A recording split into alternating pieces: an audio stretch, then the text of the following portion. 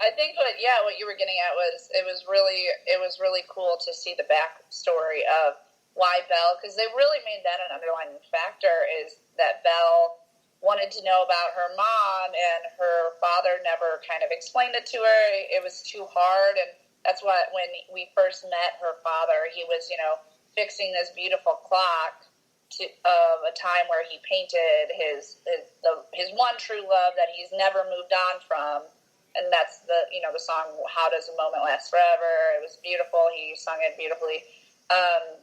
And he would always shut down when Belle asked. So the way she was able to find out about what happened to her mom, and it was through the Beast giving her that opportunity. And that really sparked, magic within Belle. She loved that she got to figure it out. Even though it was sad and depressing, and she was like, oh, I kind of wish I didn't know this, but it kind of opened up for, I believe that's when, the Something There song happens. And that's my favorite song of all Beauty and the Beast until, the Beast's song is I like the new Beast song better, but for classic Beauty and the Beast, Something There was one of my favorites. So, Days in the Sun was right before that, and that was a cool song too, because that went into that moment of them finding out about her past, because we kind of got to find out about everyone's past. And I thought that was interesting because Belle doesn't really talk about the spell in the first one at all, but they were talking about it in this one. They were talking about how, it's she's like, why are all of you cursed because he's a crappy person? I don't understand. And literally Mrs. Potts says it yeah, we're all affected by his actions because we didn't stop him. We could have stopped him. We could have helped him because we were responsible for him. He didn't have parents. He had a crappy dad and his mom died. And so Mrs. Potts takes it upon herself being if we could have fixed something, this wouldn't have happened. So we deserve to all be cursed. So it was really cool that we got to see all that backstory within these characters, and that's what I wanted. Yeah, that was very interesting. And I thought that, the fact that they even included, some of Beast's backstory was actually very interesting in and of itself, because as soon as, they brought that up, I'm like, well, they're going to make this into a, deal where it's they both kind of grew up without a mother, but of course, both of their fathers are two different persons. Belle's father is a little more loving and caring, and I guess a bit strong-willed, which is where Belle kind of gets her characteristics. But with Beast, his dad is not exactly Father of the Year candidate, really, and that's why he got to be very spoiled and just self-indulged, I guess you could say, just really pompous and arrogant.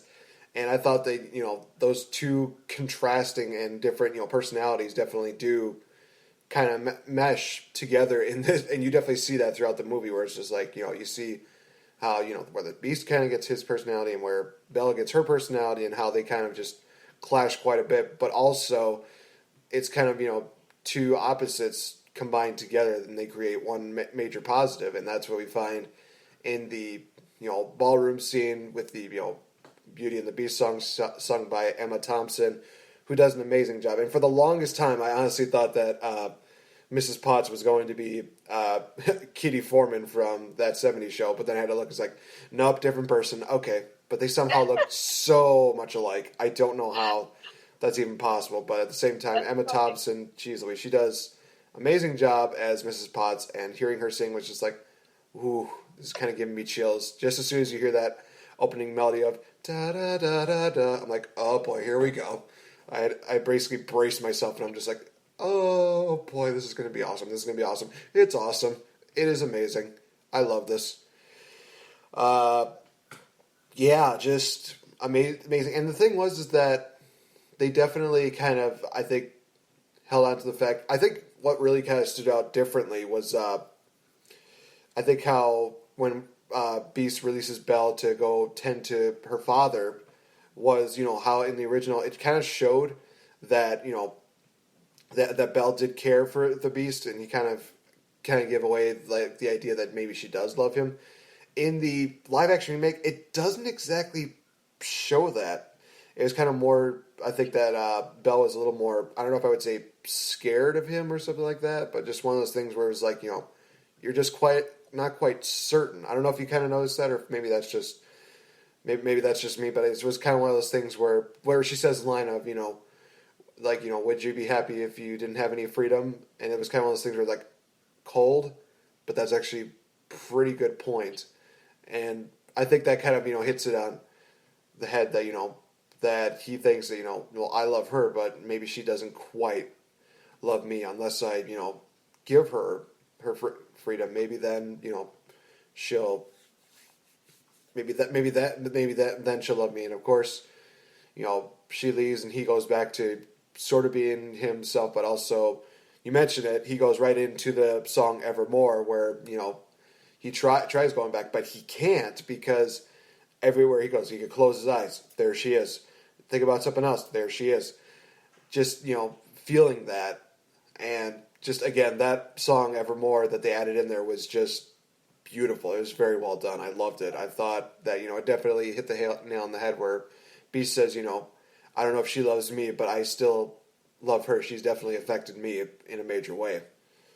Oh, I love that. Is again, I basically I've said this I feel like a few times already, but that's like my new favorite song, and I think Josh Groban covers it at the end of the the ending credits, but I actually really like Dan Stevens' version better. I know they kind of of course mess with his voice a little for the Beastly type of tone, but I love the Beast's original. It had so much passion, and that I almost like teared up, I think, in that song. And I believe that the original 1991 version, the Beast never got to show that emotion, really. It was more of a faux pas for him to show any emotion, and for him to just, be singing about how amazing it was just to meet Belle and being like, Belle is now forever in my heart, and I'm okay with that. It seemed like he gave up. Like, it was like, you know what? She's probably never going to come back because, like you were saying, I did kind of feel like maybe she didn't show him much in return because she was so worried about her father. And that's the only person that she's ever had in her life. So she had to go back and save him. So it seemed like she didn't have that connection with the Beast, even though they had, those talks that they had those talks that it was like they both came from the same world, how he could never connect with anyone in the castle because whenever he's around, all the laughter, all the fun dies. He was an outsider, and she's like, well, I'm the same way in the town. Everybody thinks I'm a weirdo. Like, they don't like me because I read. And, they had that connection to where they both felt like maybe we're outsiders, but we're kind of in it together. And that's why Beast even says, you want to run away?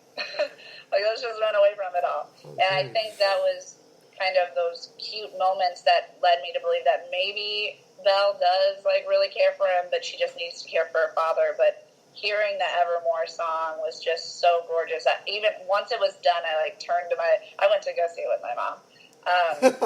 But, that is going in my, I'm downloading that tonight. That is my new song. And she was like, you loved it that much? I'm like, yes. That was so many feels were in that song. He did such a good job. Kudos. And, yeah, I love it. Feelings.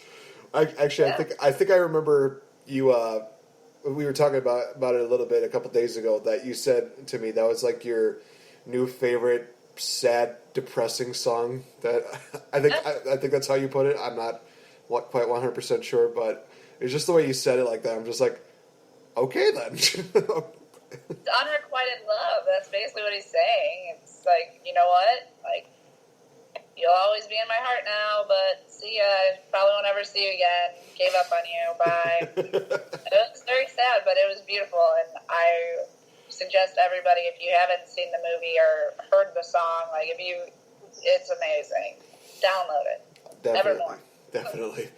So, what else do I have left to talk about? Oh my gosh. I think we'll kind of end it like with the review like this, the ending sequence. So obviously they did the whole, crowd song where they're talking about going at the scene. They had the fight scenes with everything. Passing by the whole Gaston Beast deal. And then going into like the final deal where, the last rose petals falling and you hear, Belle just, saying, come back to me, come back to me. Definitely showing a lot of emotion.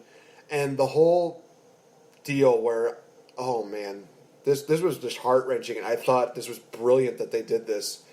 That they mentioned earlier on that, if, Beast doesn't find true love before the last rose petal hits, then, they become antiques where they slowly just start transforming into what they were. So, like, the wardrobe becomes just wardrobe, piano, Maestro comes piano, Mrs. Potts and Chip, they turn into their deal, and the chemistry, again, between Lumiere and Cogsworth, again, just really tugs at your heartstrings where it's just like, oh, no.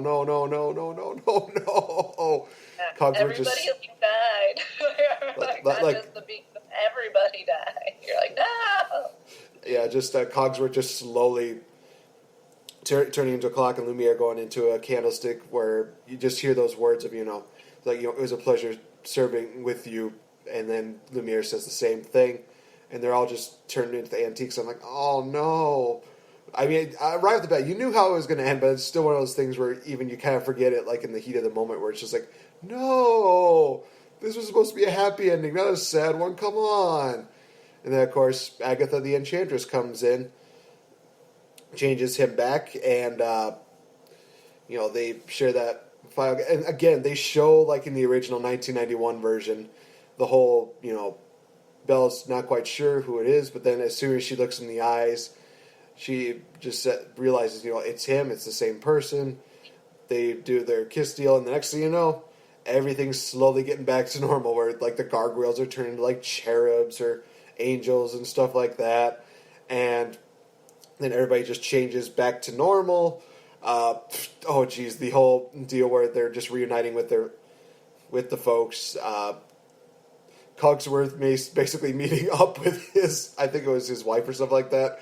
Yeah, the one female that was like that big burly girl that always like said some negative comment was his wife. That was awesome. That was fun. They just hug and he's just like, back to our clock, back to our clock, back to our clock.